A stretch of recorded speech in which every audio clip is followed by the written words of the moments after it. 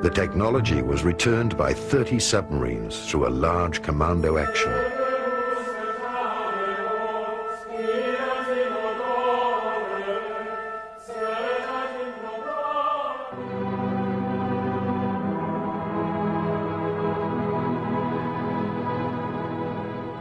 What do we know about Operation High Jump, about Admiral Byrd's expedition in the autumn of 46, the early spring of 47, to the South Pole?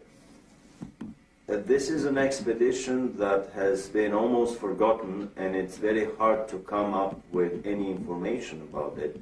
The few articles that were published at that time in, let's say, National Geographic magazine would not give any clue to the real intention of that expedition.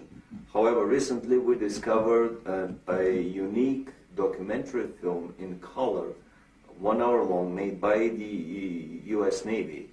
It was a massive naval operation that involved an aircraft carrier, several battleships, an armed submarine, and probably another 20 supply and battleships. It involved 4,000 troops, US troops, and the rumor is that there were also British and Russian contingents within these 4,000 troops. It was a massive naval operation. It was not, as it has been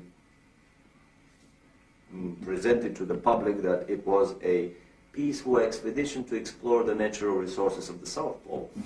They descended to Little America, which is the place of the previous Admiral Byrd landings on the South Pole.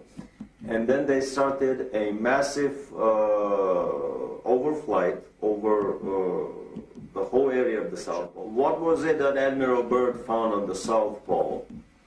Incredibly enough, in an official American Navy documentary film, we found footage of what Admiral Byrd found on the South Pole. He found giant freshwater, never freezing lakes with areas around them that were free of any snow.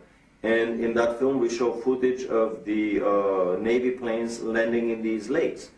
But even more so, he found, to his amazement, that his planes were disappearing very quickly. A lot of them crashed into invisible barriers and disintegrated in mid-flight. This is an indication that the Germans had already perfected the force field shields, and they were up and operational around the German colony at Neuschwabenland.